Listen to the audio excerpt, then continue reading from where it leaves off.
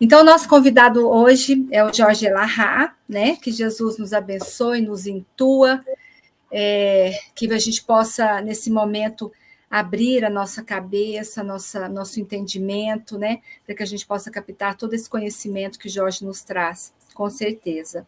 Então, o Jorge Elahá é espírita desde 1980, atuante em atividades de juventude, trabalhador nas áreas de estudo e doutrinário e da unificação do movimento espírita, junto à Federação Espírita de Rondônia, a FERO.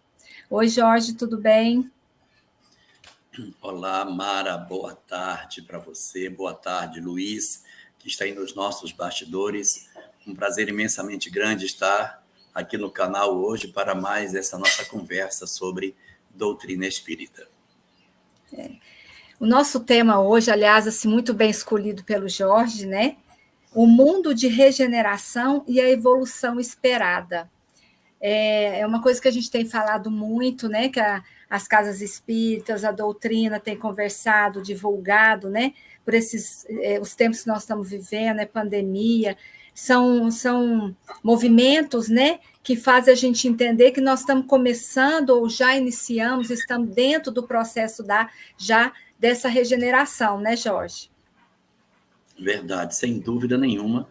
Nós já estamos nesse período específico aí da regeneração, ou melhor, do final da transição planetária, né?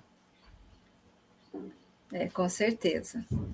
E o que você traz para nós assim dessa regeneração, com a evolução? Porque tem no livro de Obras Póstumas, né, numa passagem, chama Minha Missão, e dentro dela traz a regeneração da humanidade, onde Kardec coloca, né, faz algumas colocações interessantes, e dentro dela eu tirei uma aqui que ele fala assim, de uma nova geração que irá fundar a era do progresso moral. Então, ele fala assim que alguns vão ser retirados, né, do planeta, e ele tem essa passagem que alguns espíritos vão ser convidados a levar a evolução, né, para outro mundo, vamos falar assim, e alguns virão para nos ajudar nesse tempo de regeneração. Você concorda, Jorge?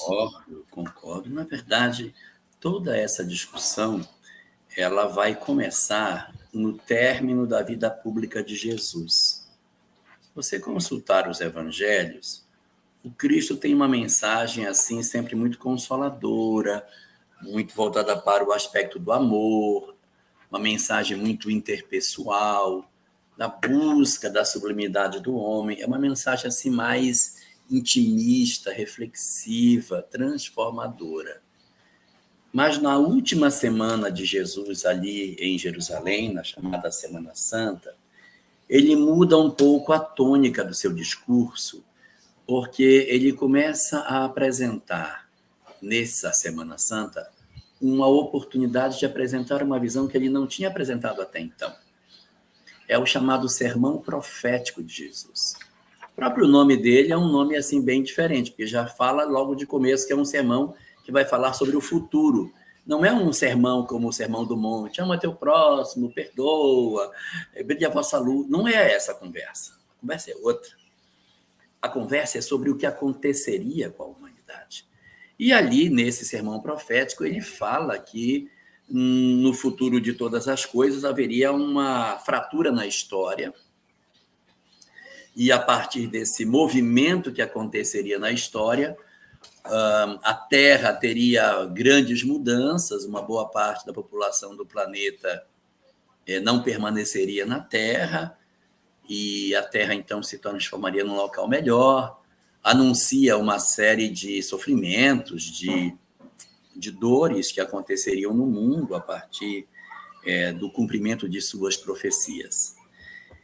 Esse sermão é um sermão assim muito forte, mas ele não traz muitos detalhes de como é que isso aconteceria.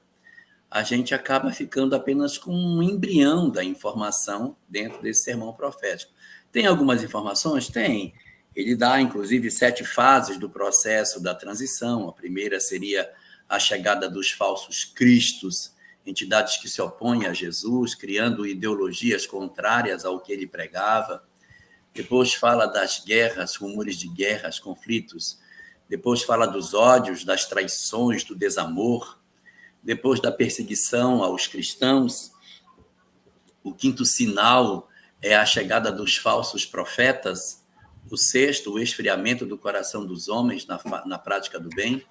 E o sétimo seria, na verdade, o último de todos eles, no qual se diz que a última etapa seria a pregação do evangelho em toda parte do mundo.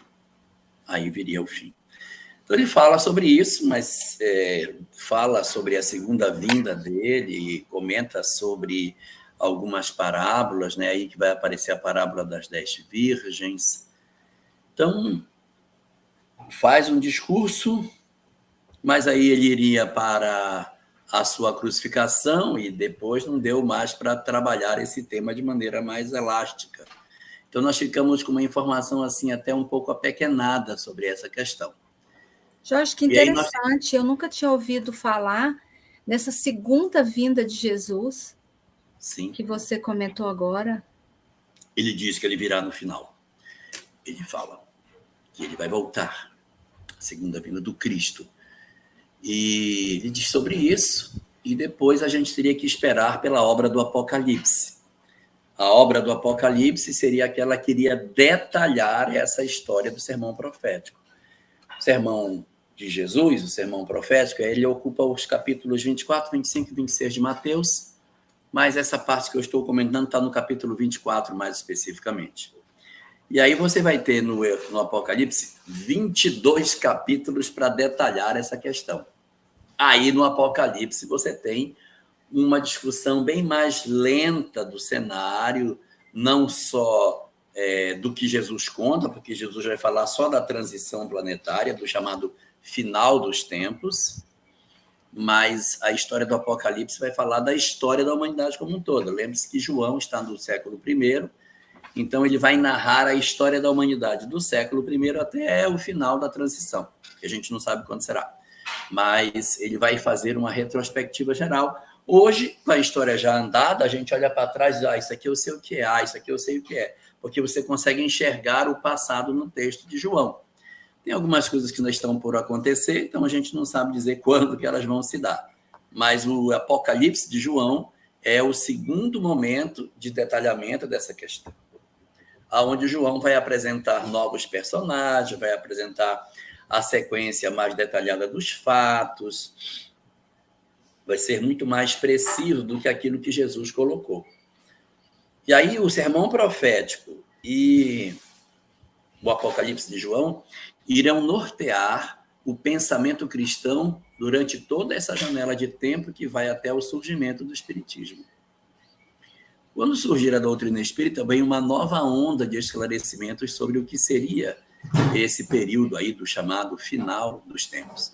E aí você vai encontrar na obra de Kardec, literatura bastante abundante sobre isso, e depois de Kardec, muito material que foi oferecido sobre essa questão que sofre um processo de ressignificação. O Espiritismo apresenta uma leitura bastante diferenciada sobre essa questão do chamado final dos tempos e traz detalhamentos indescritíveis sobre tudo isso e, portanto, descedenta a humanidade com relação ao que seriam esses elementos metafóricos que estão contidos tanto no sermão profético de Jesus como no Apocalipse de João, e apresentando novas informações que nenhum dos dois possui, dando uma leitura bem mais próxima daquilo que muitas vezes nós gostaríamos de saber sobre o processo dessa transformação que a nossa humanidade vai passar nesse modelo de mundo de regeneração. Já não falando mais de final dos tempos, mas falando de transição planetária mais propriamente. Jorge, esse Apocalipse, a gente ouve muito falar, muito tempo, e algumas religiões até acham que seria o final dos tempos, né? Com fogo, com alguma catástrofe, né? Como que você interpreta esse Apocalipse? Olha, na verdade, o livro do Apocalipse, ele é uma obra que acabou que as pessoas não traduziram o próprio nome dele. O nome dessa obra, Apocalipse, em grego, significa revelação. Tanto que se você pegar em Esperanto, está escrito Livro da Revelação. Se você pegar em inglês, está escrito Livro da Revelação. Porque Apocalipse significa revelar, tornar conhecido o que estava oculto. Mas ele não significa final de nada, ele significa uma revelação. Só que em português, eu não sei porquê, não traduziram a palavra Apocalipse para revelação. E como consequência, as pessoas ficaram com uma representação no seu pensamento de que Apocalipse significa final dos tempos. E significa, na verdade, revelação.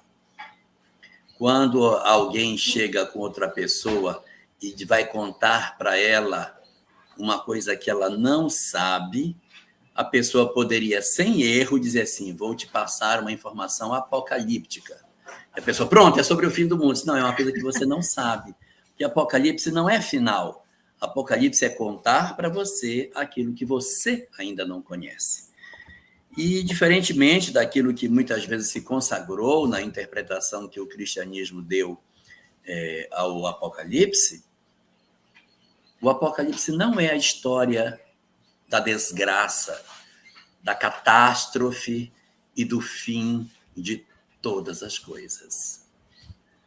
O Apocalipse é a história da vitória do bem sobre o mal. O Apocalipse é a vitória da luz sobre as sombras. O Apocalipse é a representação de que todos aqueles que servem ao bem encontrarão paz e a presença de Deus nas suas vidas e viverão numa sociedade harmônica no futuro. É isso que está dizendo. E também o Apocalipse não é um vestibular, não é um Enem, que tem vaga definida. Todos podem permanecer. Não existe uma leitura que a gente possa retirar dessa obra de que Deus diga assim, meu filho, vai se sobrar bem mais, bem pouquinho. Não, não está dito isso. Todos são passíveis de transformação. A grande questão é que a gente se fixa muito nos aspectos negativos que o texto possui e não enxerga a beleza que o texto tem. E nós, até por uma característica que nós possuímos, nós temos muito a tendência de nos fixarmos na parte ruim. Você quer ver? Eu vou lhe dar um exemplo. Se você perguntar para os cristãos qual é a coisa mais forte que aconteceu na Semana Santa, os cristãos responderão, a crucificação de Jesus. Como se isso fosse o ponto mais alto daquela semana. Mas se você perguntar aos espíritas qual o ponto mais forte da Semana Santa, eles dirão a ressurreição. Porque o que acontece? Nós, muitas vezes, nos fixamos no negativo que as coisas têm. Tem um sofrimento. E as nossas almas se debruçam em cima disso. Você vê que no jornal as pessoas têm uma quantidade muito grande de interesse nos aspectos do crime, do sangue, da morte, da desgraça, do mal. Agora, quando você tem uma notícia positiva, que não é uma notícia que remete a um processo de dor, as pessoas têm menos interesse em ler. Então, a própria Semana Santa, ela traz uma notícia linda. A morte não existe, a vida continua, nós continuaremos a existir. Nada pode destruir a nossa condição de seres imortais. A imortalidade é o grande atributo das nossas almas. Não, ninguém vai não. Quero falar do sofrimento, das chicotadas, da dor, do prego que entrou. Aí o prego entrou na mão, entrou no pulso, entrou na mão. Não foi na mão, foi no pulso.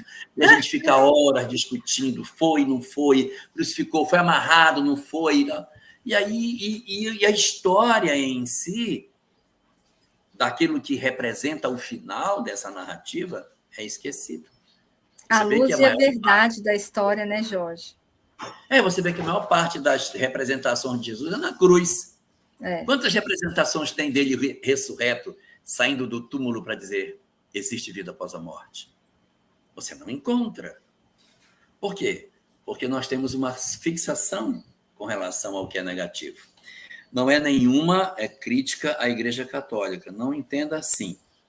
Não entenda assim, porque eu vou falar de uma coisa que não é bem da Igreja Católica, é de nós, que é o seguinte. Existe uma oração do período da Idade Média, acho que é do ano 1300 e pouco, uma oração católica que diz assim: a ti suplicamos, gemendo e chorando, degredados filhos de Eva, neste vale de lágrimas. Meu Jesus, não basta gemer, gemendo e chorando. E nós somos degredados filhos de Eva neste vale de lágrimas. Então você vê como a gente tem, e eu não estou criticando a Igreja Católica. A Salve Rainha. Salve Rainha. Estou só mostrando como nós temos uma tendência de correr na direção do sofrimento. Não é uma crítica ao catolicismo, meus queridos irmãos católicos que possam estar nos assistindo, não é esse o sentido. É de mostrar nossa própria evolução, né, que nós nos encontramos, né, Jorge? É como a gente gosta de gemer, como a gente gosta de sofrer. Então, a gente tem muito essa tendência. Então, quando a gente olha a Semana Santa, o que me chama a atenção? A crucificação. Quando eu olho para o Apocalipse, o que é que me chama a atenção? A parte que antecede o final, que é a parte do sofrimento, das dores, das angústias, que a humanidade passaria antes do momento glorioso, lindo e maravilhoso, que é o término da história. Não. O término da história eu não quero. Eu quero falar do momento que a gente geme, porque esse eu me senti identificado com ele. Então, o Apocalipse não é uma história simplesmente de dores sucessivas. É uma história que fala não da esperança em si, porque a esperança é uma hipótese, é a certeza da vitória do bem. Não é maravilhoso nós sabermos que todos nós, indistintamente, quando nos aproximamos daquilo que conhecemos pelas diversas religiões, quebramos as nossas algemas do sofrimento e nos consagramos a um processo de libertação espiritual? Então, a história do Apocalipse realmente tem muitos quadros bem pesados, tem muita dor, muito sofrimento, muita angústia, é lua que vira sangue, é o sol que perde um terço da sua luz, estrelas que caem na terra, gafanhotos que perseguem pessoas, cavalos que atiram fogo pelos seus narizes, anjos que derramam taças cheias de pragas sobre os diversos lugares. Existe muita coisa complicada, mas é importante observar que este sofrimento está consagrado para os que não obedecem ao Cordeiro. Aqueles que obedecem ao Cordeiro, eles são todos poupados do sofrimento, o que demonstra que esse processo é um processo para o despertamento das almas,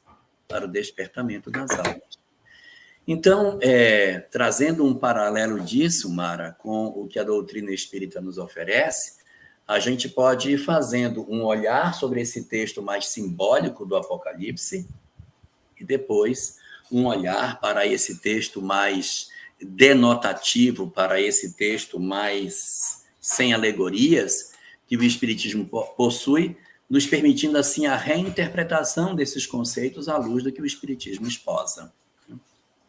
Jorge, quando você fala do burilamento, a gente podia pegar...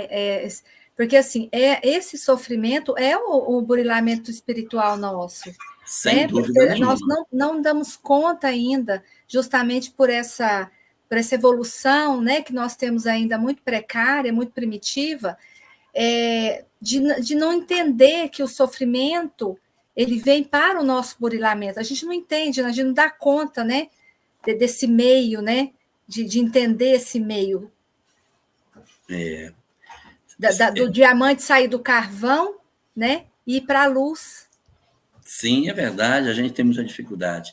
Por quê? Por causa do nosso imediatismo. A mesma coisa acontece com a justiça divina.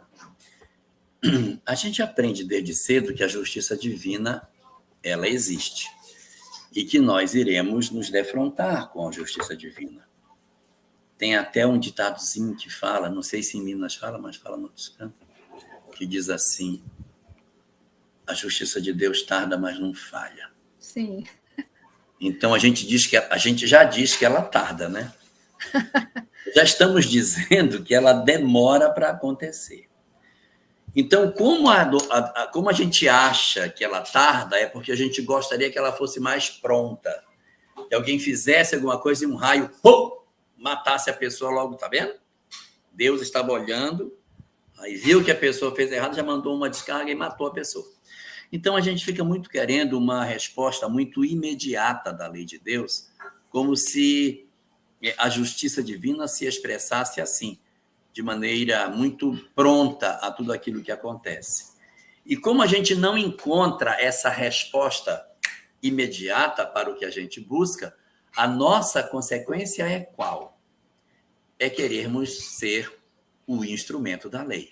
Então, a gente toma para si o braço vingador. Não está demorando muito, eu vou me meter. Aí, quando eu me meto, eu me enrolo com a lei de causa e efeito. Ora, se eu sei que existe uma lei que tarda, mas que não falha, deixa a lei agir, meu. Porque se você mexer o pauzinho para poder fazer com que ela haja, você vai se lambuzar com os outros. Deixa que Deus cuida. Deixa Deus cuidar. Deixa Ele fazer. No tempo que Ele tem como ajustado, mas a gente não obedece, atravessa e acaba se machucando por conta disso. Mas se a gente pudesse realmente fazer a leitura exata de todas essas coisas, nós não nos perderíamos, porque muito dos nossos equívocos decorre exatamente disso, de uma visão equivocada sobre a presença de Deus, sobre sua justiça, sobre a nossa vida diante desse cenário maior, produzindo assim sofrimentos desnecessários para nós. Então, Nós trazemos ainda um Deus punitivo, né, Jorge? E a gente quer que ele puna logo em cima. E aí as nossas dores, como você bem lembrou, elas podem servir a um processo de lapidação nosso. Por quê? Se nós aproveitarmos o sofrimento no chamado bem sofrer, que é interpretar a razão das nossas lágrimas e evitar a repetição da mesma falta, nós estamos em condição de aproveitar o sofrimento para o nosso progresso. Então, o sofrimento pode, sim, ele pode ser levado para uma condição nossa de aprimoramento espiritual, se nós soubermos lidar com o aprendizado que ele possa nos oferecer. Jorge, você me fez me recordar de uma fala de Jesus, que ele fala assim: vá e não peques mais. E até numa aula que eu estudo com o pessoal de Cascavel, os estudos da Joana, né?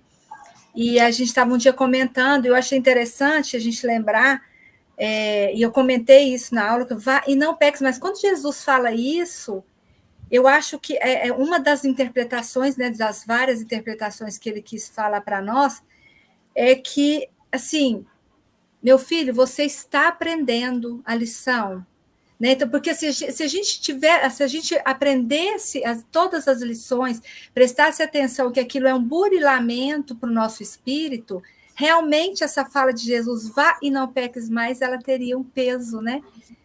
E a gente erra, passa uma semana, a gente fala, ai, meu Deus, de novo, ai, né? E a gente fica naquela, né, rescinde sempre na mesma coisa. Então, prestar atenção nessa fala, que eu achei importantíssimo quando a gente estudou, vai, não peques mais.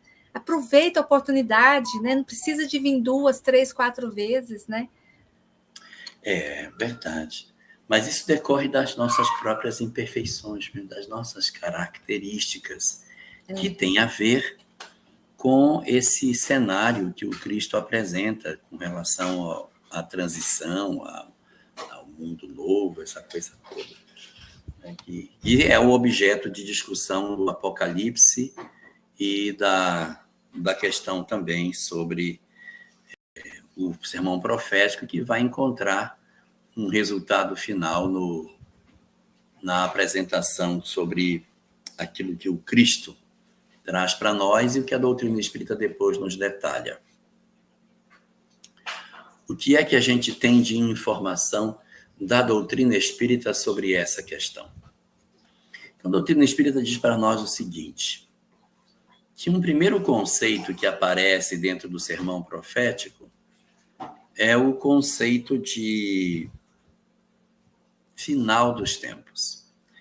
Esse conceito é um conceito que ele não encontra muito eco dentro da doutrina espírita e até na própria interpretação que a gente possa fazer do material que a gente pode encontrar no original, no grego. Por quê? Porque no grego, no original, não está dito o final dos tempos. Não é final. A palavra que está lá no grego, nos evangelhos, é Synteleia Cosmos. Synteleia Cosmos. Vejam que não tem nada tempo aí. Cosmos é mundo e Synteleia significa síntese, resumo. A palavra síntese vem exatamente desse ambiente aí de conhecimento, onde aparece Synteleia como sendo assim a síntese, o resultado, o objetivo final. Então, Synteleia Cosmos significa resultado do mundo, conclusão do mundo, síntese daquilo que se... Essa é a ideia que a gente apresenta dentro do texto bíblico. Caiu alguma coisa? Caiu. Caiu a internet. A minha? Não, a minha. Mas eu já voltei. Mas já voltei, estou aqui. Tá bom, tá bom.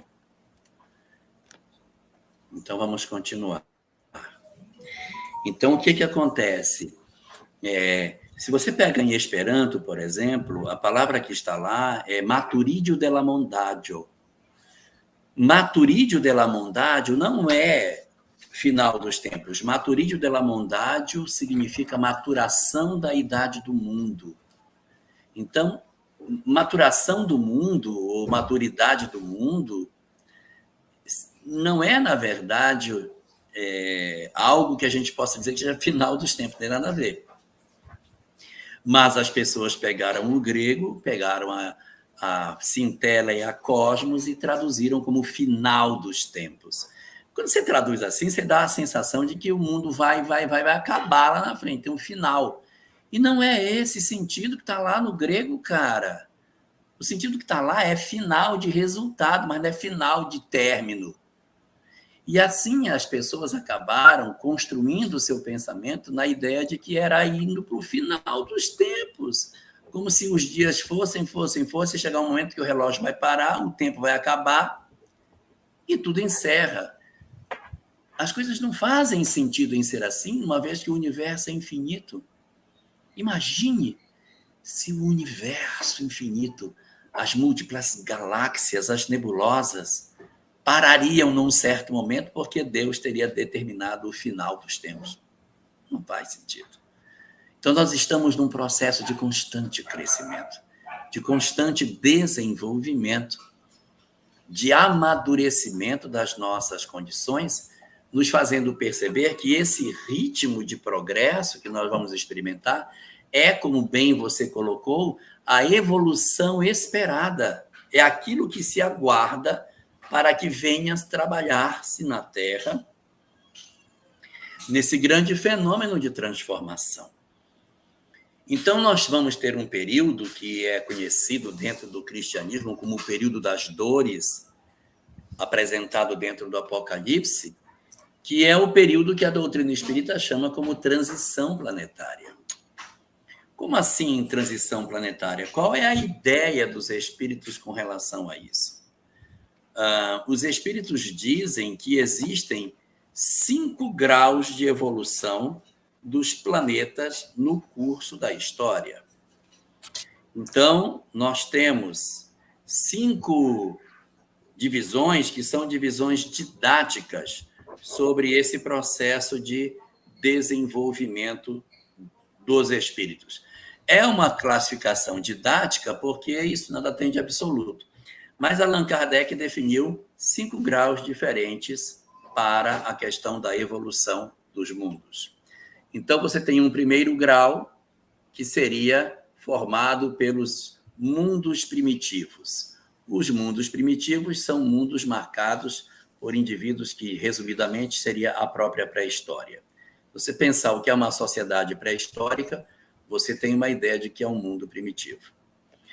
Num segundo estágio, passando para a segunda etapa, você tem o estágio dos mundos de provas e expiações, caracterizado por uma presença muito grande de espíritos inteligentes, mas que ainda não descobriram o bem e, portanto, possuem o mal como sua opção primeira.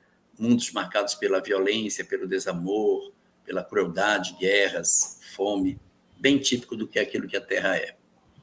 Num terceiro estágio desse processo evolutivo, nós vamos ter os mundos de regeneração, que é o objeto da nossa discussão de hoje, que é naquilo que os mundos primitivos que os mundos de provas e expiações se transformam. Então, os mundos de provas e expiações se tornarão mundos de regeneração, que são mundos onde o bem ainda não domina o mal, mas as pessoas estão desejosas de viverem o bem. Existe um acendrado desejo do homem de ser melhor. Essa é a diferença para o mundo de provas e expiações. E aonde o mal ainda impera, né, o Jorge, a gente vale lembrar, porque quando o povo fala assim, está na regeneração, é porque já vai virar tudo santo, anjo, na regeneração o mal ainda impera, né? Na verdade, o que existe de diferença do mundo de provas e expiações para a regeneração é o desejo de mudar. É a vontade, né? É a vontade de mudar. Então, esses espíritos estão querendo ser diferentes, porque nos mundos de provas e expiações, o segundo nível, nem querer mudar eles estão. Nos mundos de regeneração, eles ainda trazem suas imperfeições, mas eles querem mudar. Eles estão desejosos de uma sociedade melhor. No quarto nível, na quarta etapa, são os mundos superiores. Agora sim. Aqui o bem supera o mal. Nos mundos chamados ditosos ou felizes, o bem supera o mal. E no topo dessa pirâmide, nós temos os chamados mundos celestiais, dos quais sabemos muito pouco, mas é formado por espíritos elevadíssimos, que constituem sociedades fantásticas, que nós não temos muita informação sobre elas, porque a gente está muito atrás. Então, esses 5 momentos da evolução, essas etapas de desenvolvimento do espírito, elas não se dão de maneira brusca. Você não tem uma mudança instantânea, que você vai dormir num mundo de provas e expiações, e quando você acordar, meu Deus, já é mundo de regeneração. Essa mudança, ela não se dá instantaneamente. Nós demoramos um pouco de tempo para sair da condição de laranjinha para nos tornarmos amarelinhos. Bom, e como é que a gente faz isso? Como é que a gente se transforma de uma sociedade para outra? Isso é um fenômeno já sabido. A gente já sabe que essas etapas elas irão acontecer. Nós já temos pleno conhecimento que as sociedades evoluem dentro desse ritmo. Só que todas as vezes que você chega numa determinada condição que alcançou-se a maturidade, maturídio da bondade, o que aconteceu a maturação da idade do mundo, ele vai entrar num processo de transição. Então, o processo de transição planetária é o período no qual você vai abandonando as características de um determinado grau para começar a apresentar as características do outro grau. Então, você vai lentamente, isso não é brusco, isso é lentamente, saindo de uma determinada condição espiritual para ingressar em outra. O discurso de Jesus e o Apocalipse são as narrativas simbólicas desse processo que o Espiritismo chama pelo nome de transição planetária. Então, o que é a chamada transição planetária? É a narrativa sem símbolos da história que o Apocalipse traz, nos informando como que a Terra deixará de ser um mundo de provas e expiações e ingressará no mundo de regeneração. É isso que a gente tem dentro desse texto, dentro dessa literatura, e que é muito farto o número de informações que nos ajudam a entender o que temos para acontecer nesse período. Ok, Mara? Sim, eu tinha até colocado aqui para a gente falar justamente dessa. Há muitas moradas, né? No capítulo 3 do Evangelho, há muitas moradas de meu pai. E tem uma passagem que acho que é bem bacana também a gente ressaltar, que do mundo de regeneração, Kardec afirma que as almas ainda têm o que expiar. Né? Então, assim, nós vamos ter ainda um caminho longo aí, né? Mesmo no mundo de regeneração, né?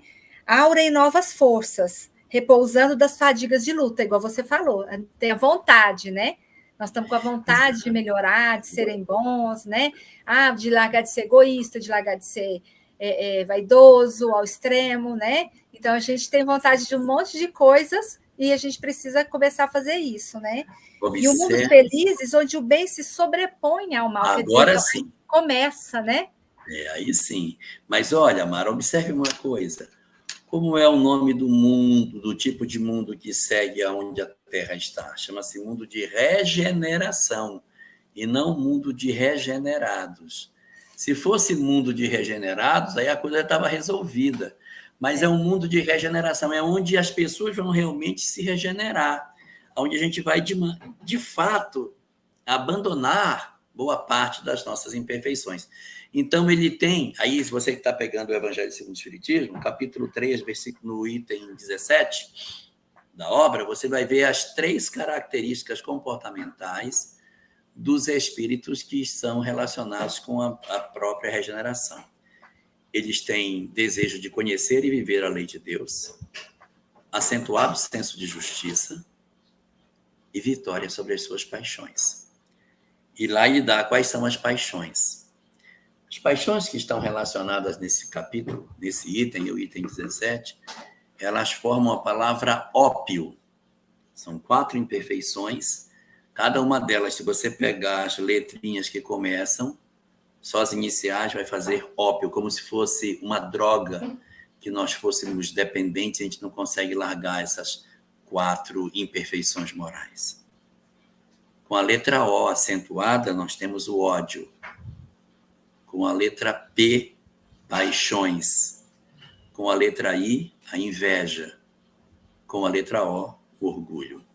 Então, Kardec, quando relaciona as 4 grandes paixões que estão impedindo o homem de progredir, ele diz, não nessa ordem, mas o ódio, a paixão, a inveja, o orgulho. E aí o homem do mundo de regeneração, ele se desembaraça, ele está em processo de desembaraçar-se disso. E como você bem lembrou, ainda existe a expiação. Mas um pedacinho mais abaixo diz assim, não existirão mais neles, nesses mundos, as expiações candentes, típicas dos mundos de provas e expiações. Então, por exemplo, você tem um processo endêmico de fome na Terra. Você não terá. Então não vai ter fome no mundo de regeneração? Pode ter, mas ser localizado. Aconteceu um problema, alguém ficou com fome. Pode acontecer. Pode. Mas não é endêmico como aqui. Então, haverá guerras? Não. As guerras, como nós conhecemos? Também não. Desrespeito ao meio ambiente, como nós vemos aqui? Não. Por quê? Porque a sociedade estará muito mais voltada para o coletivo, para o sentido mais da fraternidade e de um uso mais sustentável de todas as coisas. Resultado de todas essas coisas é que a sociedade ela é tendente a um modelo mais evoluído. E se você olhar, ele vai dizer também nesse mesmo item 17 ou 16, não lembro agora, ele vai dizer que os corpos são iguais, tá? Se os corpos são iguais, a gente não precisa de mudança nenhuma para entrar em regeneração. O que significa dizer que algumas pessoas já podem ser regeneração e outras ainda ser provas e expiações. O mundo, como diz Emmanuel, vai se transformar palmo a palmo, coração a coração. Então, a cada coração que se transforma, ele vai saindo da transição e vai entrando em regeneração. Isso não é um processo mágico, é um processo de conversão de corações. Os espíritos vão se convertendo e, na medida que eles se convertem, a Terra vai lentamente abandonando a condição de mundo de provas e expiações, apresentando-se características de regeneração. É como se fosse assim. O mundo está na noite, então está tudo escuro. Aí, devagarinho, o sol vai vindo, e à medida que o sol vai se aproximando, a escuridão vai cedendo espaço para o nascer do sol, e aí chega uma hora que você diz, olha, eu sinto que está amanhecendo. Eu sinto que está amanhecendo. Por quê? Porque eu estou na transição da escuridão para a luz. Até que vai chegar uma hora que você diz, não, agora eu já posso dizer que já é amanhã. Então, não há uma coisa que você diga, vai ser nesse momento que vira a regeneração. É nesse momento que a gente aprova a expiação. Como tudo na natureza, os processos são lentos, graduais. Por isso não há datas, não existem números. O livro dos Médiuns, no item 267, parágrafo 8º, diz o seguinte: toda predição com data marcada tem indício de mistificação. Então, se alguém vem e bota uma data, pode desconfiar. Pode desconfiar. Porque se as datas existissem sem que houvesse flexibilidade, então o livre-arbítrio humano também não existe. Então, nós estaríamos, por essa lógica, fadados a sermos apenas fantoches para interpretar uma peça que já estaria definida do seu passado, seu presente e seu futuro. Não faz sentido. Então, os homens, eles interferem nessa cena, arrastando para trás ou para frente.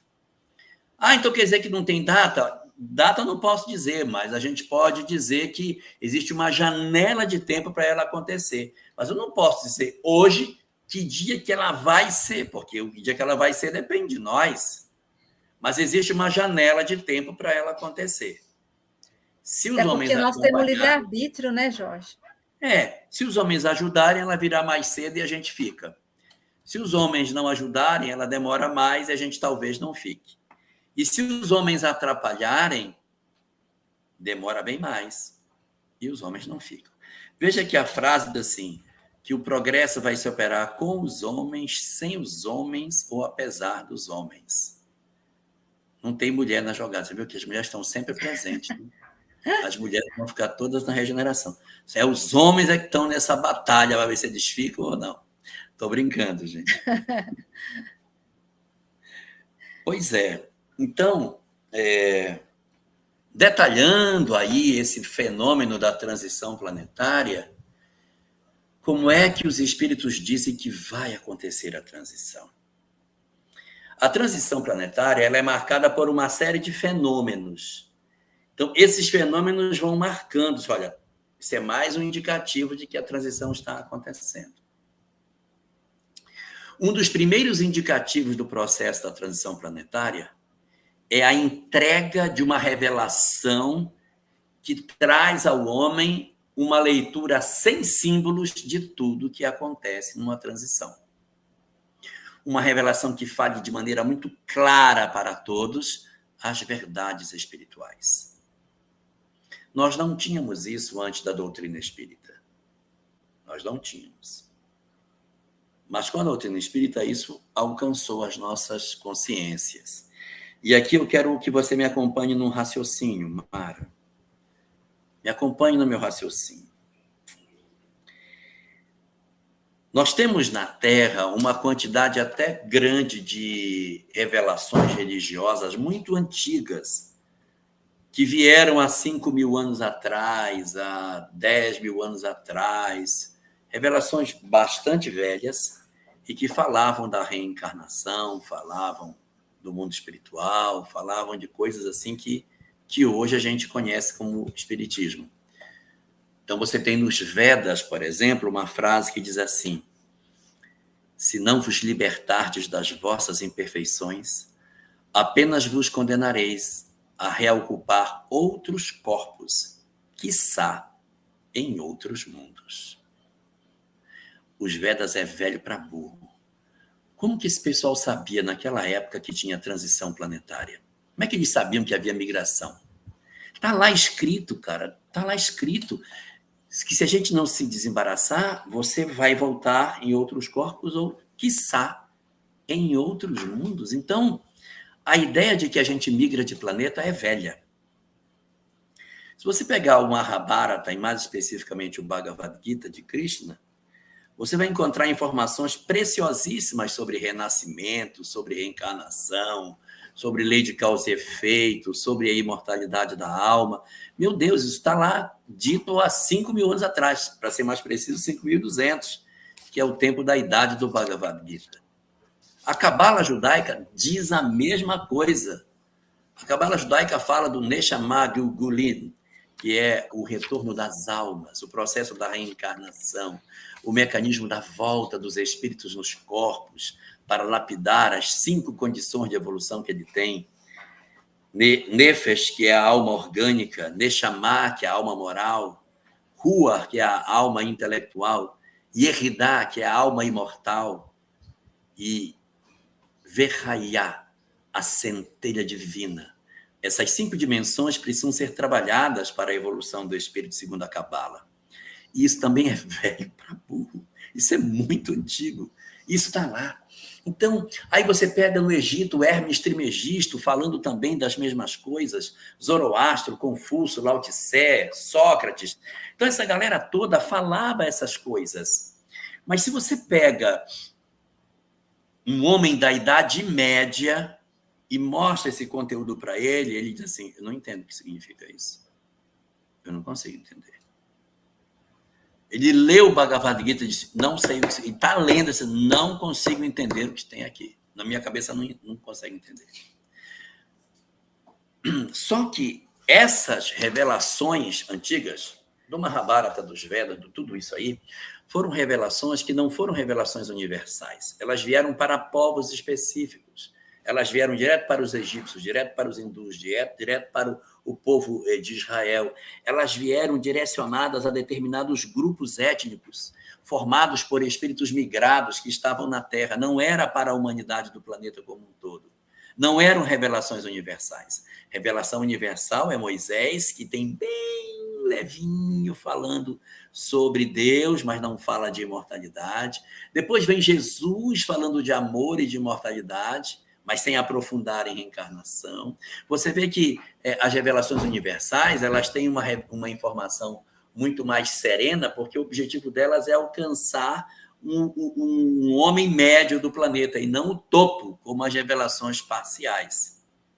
Mas o que acontece hoje, no momento presente? Hoje, nós lemos o Bhagavad Gita e dizemos, eu sei o que esse cara está falando. Aí eu leio os Vedas, eu entendo o que ele está dizendo aí sobre esse negócio de que sai em outros mundos. Eu consigo entender. Eu leio a Cabala e digo, para mim, isso é claro, quando ele fala que a gente precisa renascer. O que é que isso significa na prática? Isso significa que nós, hoje, temos a condição intelectual dos homens que migraram para o planeta Terra.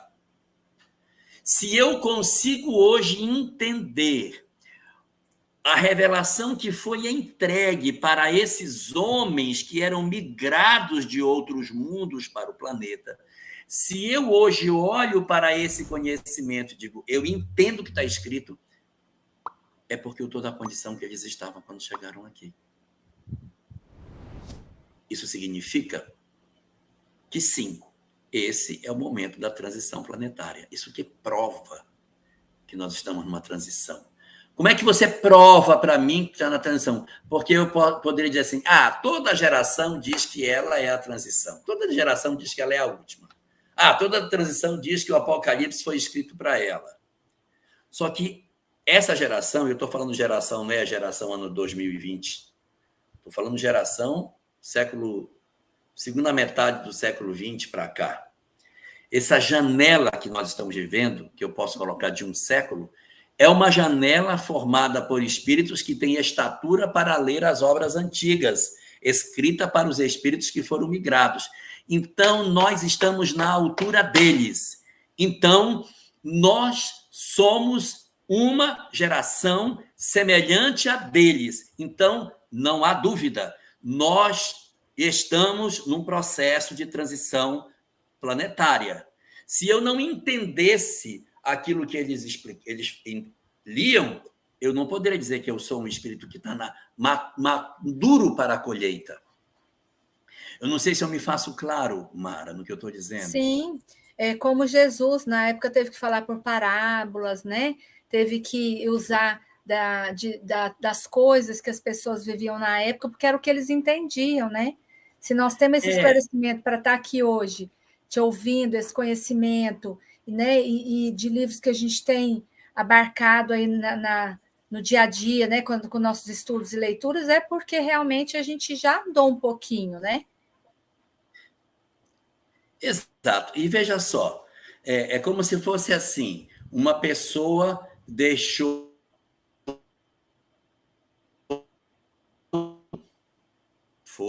escrito. Aí as gerações futuras vieram assim, gente, tem um monte de risco, eles não conseguem entender o que está escrito. Aí hoje eu tenho pessoas que se alfabetizaram. Aí elas voltam e dizem, não, eu consigo ler o que está escrito. Se eu consigo ler o que estava escrito, eu tenho a estatura dos outros. Que o que eles estudavam é o que eu estou estudando. O que eles conheciam é o que eu estou conhecendo. Então, nós estamos hoje nessa mesma condição. Portanto, nós somos, sim, a janela de tempo. Eu não quero dizer assim, é o pessoal de 2022. Não, não é isso. Esse período agora aí, você pode jogar, sei lá, 100 anos para trás, 150 anos para trás, 150 anos para frente, sei lá, essa janela de tempo é uma janela de tempo de processo de transição planetária. Isso dito, eu quero falar de transição. Eu posso? Sim. Tem só uma pergunta aqui, que eu acho que é para não fugir muito do que você já falou. A Elísia Maria Oliveira, ela pergunta assim, Jorge, o candelabro no Apocalipse pode ter uma simbologia com a menorá, né? Não sei. Menorá. Menorá. Uma paraxá, candelabro e menorá. Essa gosta de judaísmo. Sim, pode ter. O menorá é um símbolo que existia dentro do Templo de Jerusalém, que representava a semana. Era um candelabro de 7 braços, todo feito de ouro, que foi levado pelos romanos quando a destruição do Templo de Jerusalém, e que sua imagem está contida no Arco de Tito. Se você olhar o Arco de Tito, você vai ver umas pessoas levando um candelabro enorme de ouro. Era o candelabro do Templo de Jerusalém, que era usado para celebrar os 7 dias da semana, ficava sempre aceso. O candelabro significa a presença de Deus sobre a vida dos homens. A semana, os 7 dias da semana, o Shabat judaico, como sendo o grande momento de Deus mais próximo das criaturas. Então, ali representa, o candelabro representa essa conexão do homem com Deus. Para o judaísmo, a menorá representa exatamente esse momento mágico no qual eu olho para um objeto e relembro o compromisso de Deus para com o povo de Israel. Então, ele representa um símbolo da presença de Deus durante toda a semana, e a semana como sendo o ciclo da vida, mais ou menos nesse sentido. Tem uma outra aqui da Rádio Fraternidade, que é Itamar Triunfo.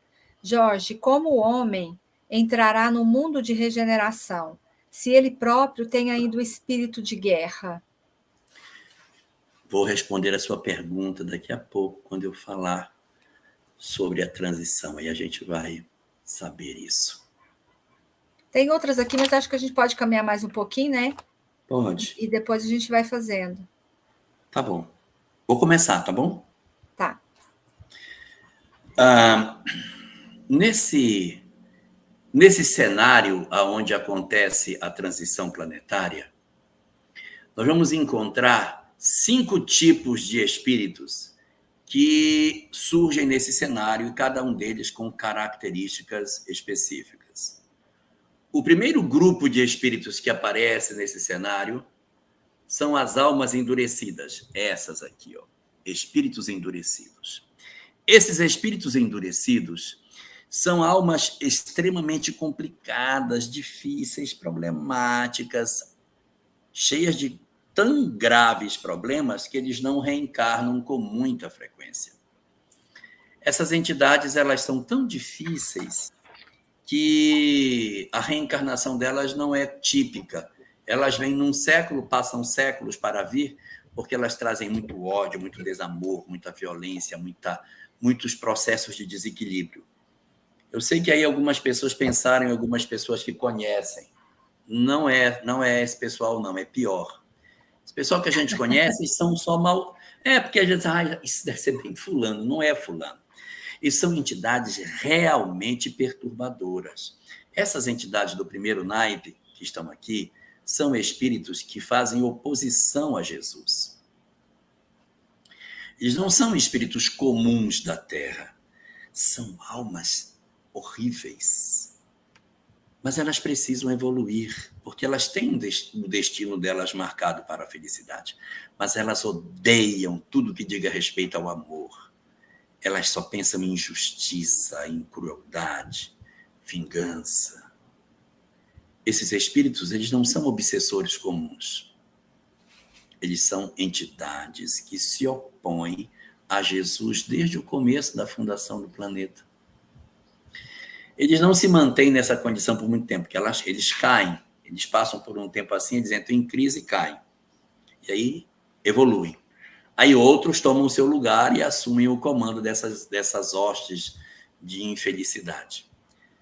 Algumas obras do André Luiz chegam a comentar até sobre esses espíritos. No livro Libertação tem uma nota de rodapé que fala sobre eles. Então essas entidades, elas são bem difíceis. Bem difíceis. Exatamente porque elas são muito difíceis, elas encarnam muito espaçadamente. Quando vem uma, a outra não vem. Quando vem a outra, essa não vem. E eles vêm espalhados. Eles são nitidamente perceptíveis na Terra, porque eles trabalham fundamentalmente em 3 áreas. A primeira, o materialismo. Estimulam todos os interesses materiais. Se eles entram na religião, eles tornam as religiões materialistas. Se eles entram na política, eles tornam a política materialista.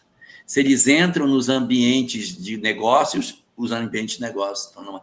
Eles têm uma sede das posses da terra, de riqueza material, de assambarcar as coisas do mundo impressionante. Então, eles são, por conta disso, nitidamente reconhecidos como os grandes divulgadores das ideias perniciosas relacionadas ao egoísmo. Podemos lembrar de Hitler, Jorge? Temos vários aí. Os nomes deles ficam na história quando eles passam. Os nomes Porque deles o Hitler ficam... ele teve até que... assim, tem um livro, não me vem à memória agora, que ele foi até assim, meio que... Não, assim, fala no popular, meio que escondido, porque os espíritos que ele tinha, né, que feito mal, iam... A energia que eles iam emanar para ele ia ser forte demais. Então, tiveram até que meio que esconder ele um tempo, né? Eu acho que ele está mais no segundo grupo. O primeiro grupo é o grupo do egoísmo. Posse da terra. O segundo grupo talvez seja um grupo mais próximo dele, que é o grupo do poder. Poder, é verdade. Eles querem mandar em gente. E sabe por que eles querem mandar em gente? Porque eles acham que eles são mais do que os outros. Eu só quero mandar porque eu sou mais. Se eu sou mais, é porque os outros são menos. Então, eles são os divulgadores do orgulho. O primeiro é egoísmo. Ele quer as coisas da terra. Então, ele quer dinheiro, quer riqueza, quer poder. Quero ter tudo que o mundo tem. Quero ser rico. Esse, às vezes, nem quer tanto ser rico. Ele quer mandar mesmo. Se ele pudesse mandar nos outros, não precisava riqueza. Não quero nadar em dinheiro. Eu quero só mandar nas pessoas. Então, o segundo tipo desse primeiro grupo está relacionado com o orgulho. E é isso que gera intolerância, porque como eu sou mais do que os outros, eu não tolero você. Então, todas as formas de intolerância, racial, política, ideológica, de gênero, todo tipo, que a gente tem hoje, elas são muitas vezes estimuladas por essas entidades que são relacionadas com isso. E o terceiro grupo são aqueles que estimulam a promiscuidade. Então, essas 3 grandes bandeiras dessas entidades produzem um estrago na humanidade. Quando eles encarnam, Jesus Cristo, é uma loucura. E esses espíritos, eles não podem vir de maneira muito franca, senão eles perturbam o planeta. Então, eles vêm a conta-gota. Quando vem um, não vem o outro. Passa tempo para vir. Só que quando chega na transição planetária, vem tudo de uma vez. Nossa. Não precisa ninguém ficar com medo, porque eles já estão aqui. Ou você não percebeu que está tudo de ponta cabeça, que o certo virou errado, que nós não sabemos mais o que é correto. Vocês são todos muito jovens, mas não era assim no passado. A gente tinha poucas portas abertas e a gente tinha que passar por uma dessas portas que estava aberta. As outras estavam todas fechadas. A humanidade hoje está com todas as portas abertas. Eu não gostaria de ser jovem hoje. Muito perigoso. Porque todos os convites do mal estão abertos para todos nós. Todos os convites do mal. Todos os convites do mal. Todas as perversidades. Todas as loucuras. Todos os desequilíbrios. Tudo que você quiser fazer, tem sempre um isso. Não, está correto isso aí. Pode ir, vai fundo que vai dar certo. Então, o primeiro sinal que o Cristo disse da transição planetária era a chegada dos falsos cristos. Eles são os falsos cristos. Por que eles são falsos cristos? Porque tem um verdadeiro.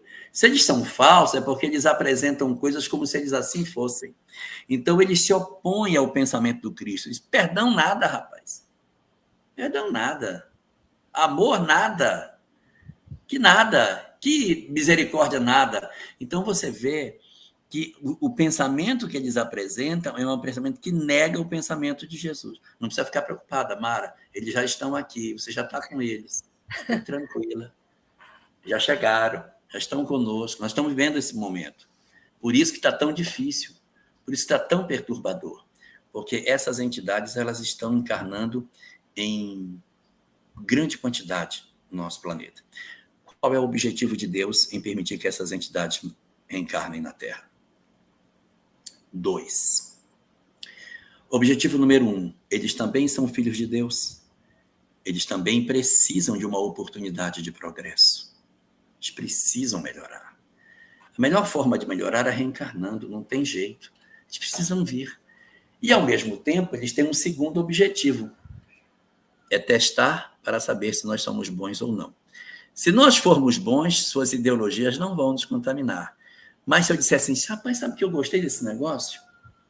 Eu vou me ligar com eles. Não sei se você lembra, Mara, de agora está até meio paradinho isso, mas um período aí atrás havia alguns movimentos religiosos que os jovens europeus saíam para pegar armas e iam para o Oriente Médio para matar pessoas, nem tanto pela religião, mas pela possibilidade de matar os outros, de fazer crueldade com as pessoas, apresentando um modelo que não era necessariamente uma religião, mas sim um partido político cruel. Sim. Lembra? Pois é. Esse período representa muito bem esses processos dessas portas que se abrem e que dizem, nossa, essa é uma oportunidade para a gente fazer o que a gente quer. Então, essas entidades, elas estão entre nós. Algumas irão conseguir se transformar, e aí teremos êxito. Se salvarmos um deles, terá valido a vinda. E nós também vamos tirar a prova real se a gente, de fato, é uma alma mudada ou apenas temos a aparência do bem. É o nosso Enem, né? É o nosso grande Enem. A diferença é que esse Enem tem vaga para todo mundo, não tem SISU, é um Enem sem SISU. Né? O segundo grupo são os amarelinhos. Os amarelinhos são aqueles que, assim, eu não sei se eu sou bom, eu não sei se eu sou bem. Às vezes eu não sei se eu sou ótimo, não sei se eu sou ruim.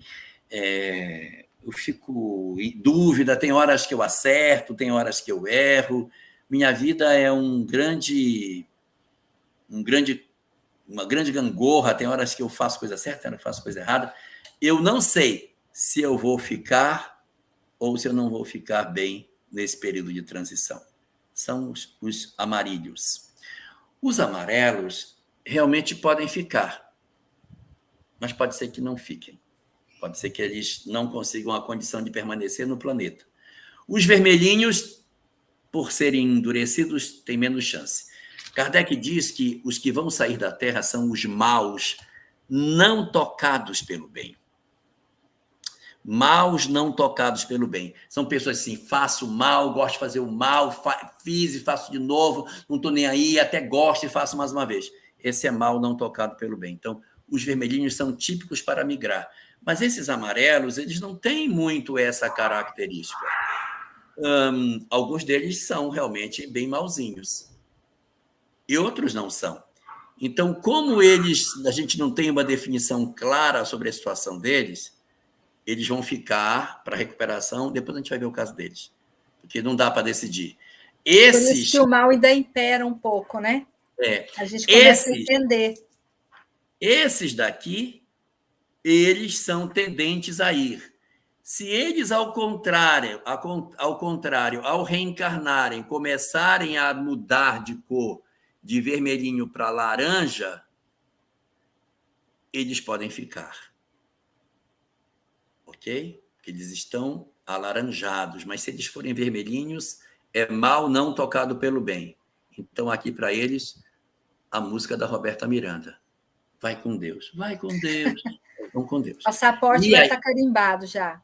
O passaporte vai. Agora, os laranjinhas e os amarelinhos, os laranjinhos são os que eram vermelhinhos, mas ficaram tendentes ao bem. E os amarelinhos são os que não tinham muita certeza se eram bons ou não. Então, esses aqui, nós vamos deixar, e daqui a pouco a gente pensa no caso deles. Há um quarto grupo. O quarto grupo é o grupo formado pelos que já se transformaram. Opa! Almas superiores? Não. Apenas querem fazer o bem. Não são espíritos superiores, não. Mas querem fazer as coisas certas. Veja que quem vai sair da Terra são os maus não tocados pelo bem. Se eu for mal e for tocado pelo bem, eu tenho uma chance de ficar. Então, se eu sou um espírito já... Porque às vezes assim, os espíritas, coitadinho de nós vamos migrar. Isso é tudo conversa fiada. Porque é lógico que é conversa fiada. Porque, veja, o espiritismo é a única doutrina que eu conheço que desmerece o movimento espírita. O movimento espírita é o único movimento religioso que eu conheço que desmerece seus fiéis. Todas as demais religiões dizem assim, se você é da nossa doutrina, você vai ficar bem. Você vai ficar bem. Nós não vamos migrar. É tudo gemente, tudo... Não é conversa, não acreditem nisso. Porque os que vão sair da Terra são os maus não tocados pelo bem. Nós temos mudança, nós nos esforçamos, nós queremos ser melhores, nós fazemos uma série de coisas pelo próximo. Nós não somos a retaguarda do planeta, pelo amor de Deus. Se tiver um espírito que esteja hoje propondo ódio, ou propondo mal, querendo... Aí tudo bem. Não, aí realmente, se você está vivendo o mal, meu querido, realmente você está arriscado de ir embora. Mas se a gente é espírita, tem os nossos conflitos, mas tem os nossos acertos, nós certamente não estamos contados entre os que vão migrar. Então, a gente fica mais próximo desse grupo aqui. E aí, nós temos um quinto grupo. O quinto grupo é o grupo de almas que não são da Terra ainda, mas que se juntarão a nós. São a chamada geração nova. Ela vai vir e vai se juntar para fazer uma nova sociedade. Os espíritos resolvidos com os espíritos da geração nova irão transformar a Terra. E essa galera, esse pessoal, vai ficar onde? Ficar esperando. Eles não estarão aqui. Quem vai estar aqui são esses. Aí a transformação... O que eu estou falando está na obra de Allan Kardec. Quando acontecer que essas duas populações fizerem a mudança do planeta e as coisas estiverem melhores, então esses dois grupos voltam para renascer. Então, o que vai acontecer? Haverá a oportunidade de uma repescagem. Está lá na obra de Kardec. Então, mesclado com esse aqui, coitadinho, já foi. Esse não tem essa concessão, já foi, já está lá. Mas esses ainda estão em processo de decisão sobre seu destino. Então, eles voltam a integrar o planeta Terra. Vamos ver como é que vocês vão se sair. Pode ser que, de repente, esse cara aqui amarelinho, ele se sinta atraído pelas essas novas verdades e se transforme. Mas pode ser que esse que é laranjinha diga, não, tá doido, esse negócio de amor, tá comigo não. Eu quero as coisas do bem da terra. E aí eu digo, realmente para você, mesmo com uma mudança da sociedade, você não ficou adequado para o planeta. Então você vai ser levado junto com este outro, seu coleguinha. Então esses migram da terra. Quem migra? O mal não tocado pelo bem, e aqueles que você não tinha certeza, mas que retornando numa condição futura, não souberam aproveitar a oportunidade que lhe foi dada. Então, essas entidades, elas então vão, meu Deus, vão sair daqui. Então, nós vamos colocar os dois aqui e eles agora vão embora, ok? Eles vão embora. E vai ficar, quem vai ficar na Terra? Vai ficar na Terra 3 grupos. Quem são eles? Vão ficar a geração nova, os que eram já tendentes ao bem e os que, na convivência com eles, se decidiram por serem diferentes. Vejam que os espíritas, que poderão estar basicamente nesses dois grupos, né? Eles não têm tendência de migrar da Terra. E aí alguém vai dizer assim para mim, tá, e se eles não vão migrar da Terra, o que vai acontecer com eles? Qual é a proposta para eles? A proposta para eles não é uma migração interplanetária. A proposta para eles é uma proposta de migração intraplanetária. Se você fosse, Mara, governadora do planeta, você botaria esses milhões de pessoas morando num país só falando de espiritismo e o resto do mundo à míngua? Você já viu quanto de literatura tem espírita na Polônia, em Bangladesh, na Birmânia, na Somália? Quanto tem de literatura espírita na Alemanha, no próprio Japão, na China, na Índia? Você acha que lá tem a literatura abundante que tem no Brasil? Não tem não. Não tem, não. Se você fosse um governador planetário, você estava satisfeito com isso? Você dizia, estou muito feliz, porque eu botei um monte de gente num lugar só, e tem tanta literatura lá que se eles passarem a existência inteira lendo, sem parar, sem dormir, sem fazer nada, eles não dão conta de ler tudo que tem. Você tem consciência de que tudo que tem escrito, se você passar a existência inteira lendo, você não dá conta de ler tudo que tem? Tem consciência de que... Eu brinco, às vezes, nas minhas lives, eu falo, gente, eu preciso mais umas 20 encarnações para me ler pelo menos o que eu tenho aqui na minha biblioteca. Não é nem tudo, né? É só aqui. Então, assim, realmente, e é da lei de Deus, né? Tem que dar oportunidade para todos. Então, lógico. Esses azuizinhos têm que começar, né? Esses caras têm que dar um rolé. Tem que dar um rolé. Então, a perspectiva para o futuro é um processo de migração interplanetária. Esqueça esse negócio de migração planetária. Pode esquecer, pode desfazer a mala. Você não migra de planeta. Pode esquecer. Mas você não fica no Brasil. Não faz sentido nós ficarmos aqui. Não faz nem sentido nós sermos espíritas na próxima. Não faz sentido. Qual é a lógica? A lógica é espalhar todo mundo pelo planeta. A lógica é nos miscigenarmos em todos os ambientes. Políticos, religiosos, filosóficos, todos científicos. No Oriente, no Ocidente, tem gente que vai ficar no Brasil, tem gente que vai ficar no movimento espírita, mas a maior parte de nós não vai ficar, gente. Nós vamos nos espalhar sobre a Terra.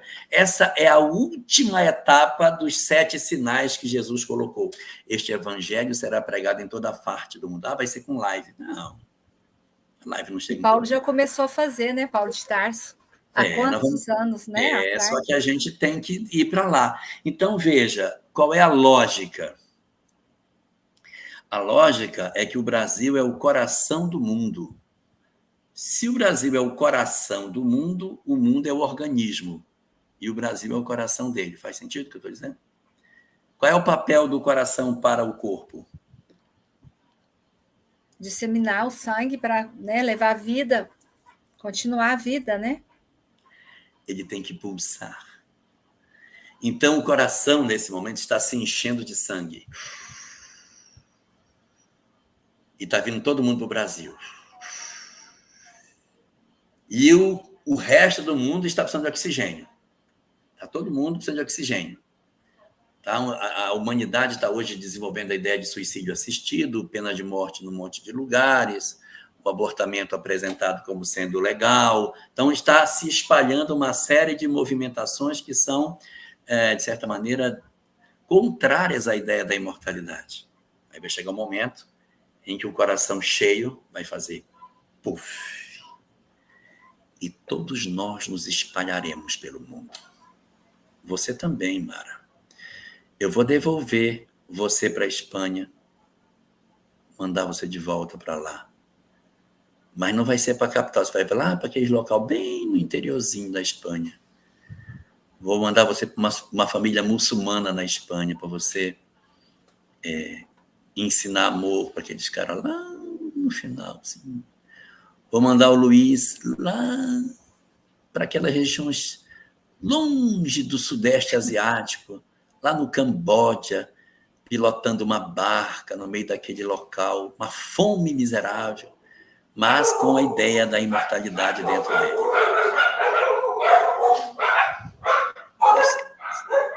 São só os meus cachorros que ficaram assustados com o destino de vocês. Mas a expectativa é que a gente não fique por aqui. E que esse fenômeno da transição planetária vai se derramar. O Brasil é o coração do mundo. Ele vai dar-lhe uma pulsada legal. Pá! E nós vamos para todo canto. Essa encarnação que a gente está tendo é só um treinamento, tá? Isso aqui é só o exercício. A gente está pegando conhecimento, estudando, porque a verdadeira tarefa é na próxima. Quando você renascer sem a literatura espírita, mas com a ideia inata do bem. Felizes daqueles que ainda terão a possibilidade de ler esse texto em algum canto. Felizes de nós. Nós vamos para a prática, né? A gente vai levar o perfume da ideia. Não, mas não pode ser assim. Não, mas não pode ser assim. Tem que ser diferente. Mas de onde você tirou essa ideia? Eu não sei, mas o meu coração me diz que não pode ser assim. Esse meu coração que me diz é tudo que a gente está armazenando nessa, Mara. Para que a próxima a gente venha a pregar o evangelho em toda parte do mundo. Serão Papa milhões. Francisco fez um pouquinho, está fazendo um pouquinho disso na Itália, né? E veja, não é só os espíritas, né? Não é só os espíritas, mas os budistas, os shintoístas, os cristãos católicos, os protestantes, os muçulmanos, que são cheios de amor, eles serão convocados a fazer a mesma coisa. Então, nós nos espalharemos sobre a face do planeta. Não faz sentido o governador planetário ter um país como o Brasil, cheio de gente com o mesmo pensamento e uma secura do lado de fora. Tem que espalhar. Não é lógico isso. Tem que espalhar. A gente não é nem caridoso, né, Jorge? É descaridoso. Olha, eu outro dia estava conversando com um amigo meu, espírita, que ele é terapeuta. E aí ele foi fazer uma espécie de um aprofundamento, uma especialização. Ele foi para a Itália. Eu sei que o nosso tempo está acabando. Ele foi para a Itália. E aí ele dizendo para mim assim, rapaz, eu tive tanta dificuldade de fazer terapia do pessoal lá na Itália, porque a pessoa vinha, falava do seu drama. Aí, quando eu falava de vida após a morte, o cara ficava, mas como assim vida após a morte? Não estou entendendo o que você está falando. O cara não consegue entender que existe o espírito, que existe a morte, que é reencarnação, então, meu Deus, é uma coisa impensada. Então, você vê o quanto o mundo está sedento dessa informação. Não é justo que a gente fique com isso aqui e eles do lado de lá com fome, a míngua, sem o conhecimento que a gente tem. nós tivemos quem nos ajudasse, né? Que chega agora a vez né, que nós tenhamos o mínimo, né? Um pouquinho só que a gente possa levar um pouquinho de amor, um pouquinho de esperança, né? Sim, é verdade. Jorge, tem várias perguntas aqui. Vamos ver se a gente consegue fazer todas.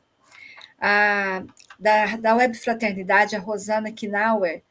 Mas a segunda vinda de Jesus não é a chegada do Espiritismo? Ah, boa pergunta. Estou preocupado com o tempo, hein? Não, dá tempo. Coisas boas a gente tem que estender. Ah, segunda vida de Jesus. Vamos para falar. Era para eu ter falado disso e eu esqueci? Como é que eu posso ter esquecido um negócio desse? Ó, tá vendo? É, Eles intuíram ela aqui, ó. poxa, bota o nome dela aí, que eu Rosana agradeço. Knauer, da Rádio Web Fraternidade, nossa irmã Ô, querida aí. Rosana, muito obrigado, minha filha, sua pergunta que eu ia passar. Tinha esquecido de falar disso. O Espiritismo não é a segunda vinda do Cristo. Infelizmente, não é. Por quê? Porque a segunda, ele diz assim, eu mandarei um outro Consolador. Se é outro, é porque não é ele. Né? O outro Consolador. Mas a segunda vinda não é isso. A segunda vinda do Cristo está dito que quando ele vier, todo olho o verá. Então, se ele, quando vier, todo olho o verá, ele não é uma pessoa, ele é uma ideologia. O que é a segunda vinda do Cristo? É a chegada do cristianismo no mundo, de volta. Se chegou de volta, que ele foi embora. E é verdade, houve um período em que o cristianismo se afastou da humanidade. Ele está voltando agora. Mas não é necessariamente o espiritismo. Eu vou lhe dizer aonde ele está voltando. Quando as empresas implantam programas de qualidade total e querem fazer um atendimento mais humanizado para os seus trabalhadores, isso é uma forma de Jesus voltando. Quando a psicologia propõe que as pessoas devam lidar com o perdão e perdoar para que elas não adoeçam, isso não é religioso, mas é Jesus voltando. Quando nós encontramos a medicina falando sobre a psicossomatização das doenças e o processo através do qual eles já perceberam que as criaturas adoecem em função dos seus estados emocionais, isso é Jesus voltando. Quando as visões de trabalho assistencial no mundo revisam seus conceitos, dizendo que é necessário quebrar a cadeia de dependência do assistido com o assistente para que ele tenha liberdade e possa ser promovido do ponto de vista da assistência, isso é Jesus voltando. Todas as vezes que o homem faz uma revisão de conceito e ele se aproxima do amor, independente de religião, é o Cristo de volta. O Espiritismo é mais uma das faces do processo de retorno, mas é importante lembrar que o Espiritismo é muito pequeno diante daquilo que significa essa grande onda, que é bem maior que o Espiritismo, de mudança da humanidade em busca de uma visão melhor. Porque você vai encontrar isso em outros lugares. Eu vou dar um exemplo para vocês. Quando eu tinha, assim, a idade da Mara, são uns 40 anos atrás, eu, no movimento espírita, ouvia muito uma frase do tipo assim: a gente tem que ser vegetariano, não comer animais, porque o animal, quando ele morre, ele está cheio de fluidos, de medo, de raiva. Quando você come isso, você ingere esse fluido lhe faz mal. Faz mal, então você fica carregado com esse fluido. Então, para você não ficar carregado do fluido do animal, não se alimente de animais. Aprendi isso há uns 40 anos atrás. Hoje o movimento espírita diz assim: não coma, não se alimente de animais, porque é crueldade com o animal. É diferente. Lá atrás, preocupação com o animal, zero. A preocupação era que você ia ficar com maus fluidos. E o animal? O animal que se dane. Eu não quero ficar com o mau fluido dele, mas se ele se o animal morrer orando, ótimo, porque aí você não pega o mau fluido. Então, hoje a visão é muito diferente. Uma visão, não. Pode ser muito gostoso o animal, mas é crueldade com o animal. Então, há uma visão diferenciada nessa forma de ver. Isso é Jesus voltando. Então, todas as vezes que a nossa relação se humaniza, que o homem se sensibiliza, que as guerras não acontecem, é o Cristo voltando. Porque houve um período em que, em nome de Jesus, nós fazíamos guerras. Hoje, em nome de Jesus, nós estamos evitando guerras. Então, o Cristo voltou a ser a referência para muitas pessoas, para suas condutas. A volta do Cristo significa a retomada da humanidade no sentido de uma visão mais fraterna das coisas. O Espiritismo está por dentro, mas ele não é, de maneira direta, o pensamento único que representa a volta de Jesus.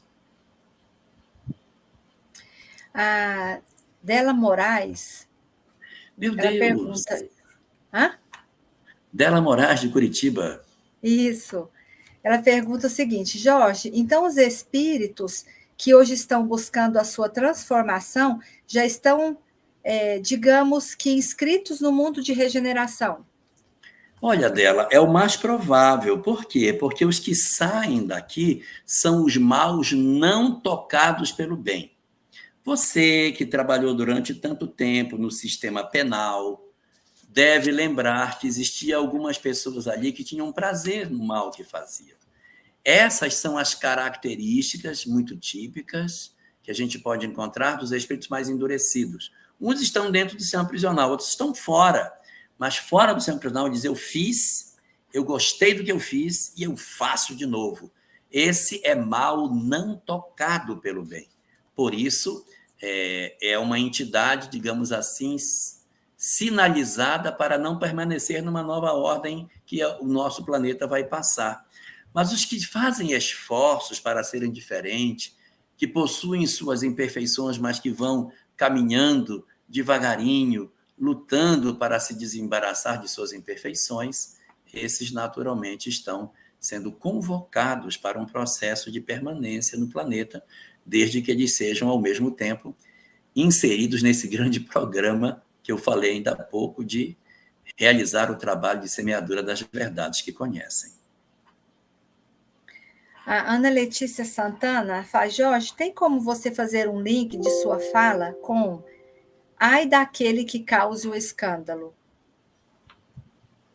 Faço um link com a outra fala que eu fiz, que eu falava do braço vingador, que a gente tem que aproveitar e aceitar que a justiça divina tem seu ritmo, e que todas as vezes que eu atravesso a justiça divina querendo ser a mão de Deus, eu me atrapalho. Por quê? Porque a justiça divina ela vai acontecer. Quando ela acontecer, ela vai produzirá o escândalo. O escândalo, o que é? É o sofrimento, é a dor, é aquilo que assusta as pessoas. Por isso o escândalo. Não é necessário que ninguém se coloque na condição de justiceiro para que a justiça divina se estabeleça. Todas as vezes que eu faço de mim o justiceiro da lei, eu me atrapalhei dentro da lei de causa e efeito. Então, é necessário que venha o escândalo, ou seja, a ação da lei. Agora, se eu me meter a querer ser o artífice da lei, ai de mim, se for por mim que o escândalo vier. É desnecessário que eu faça isso. A lei tem seus próprios mecanismos, sem a necessidade que eu manche as minhas mãos. O Chico tinha uma fala que ele comentava muito, né? Quando ele conversava, ele falava assim, exatamente como você falou, tem que ter o escândalo. Mas que assim, o raio vai cair, mas que você seja o para-raio, então, e não o raio. Né? É mais ou menos isso, né? Tem uma outra aqui que ele fala o seguinte, é o Severino Bento. Quantas pandemias a humanidade vai precisar para se melhorar? E ele pergunta, por que o número 7 do Apocalipse? Olha, quantas pandemias vai precisar? Serão aquelas que forem necessárias para que o homem aprenda alguma coisa. Nós estamos aprendendo muito pouco. A pandemia deveria ter nos tornado mais sensíveis com relação ao luto, com relação a Deus. E para muitas pessoas ela serviu, ela aproximou muita gente de Deus. As igrejas estão cheias de pessoas voltadas. Olha as lives espíritas, quanta gente tem participado delas.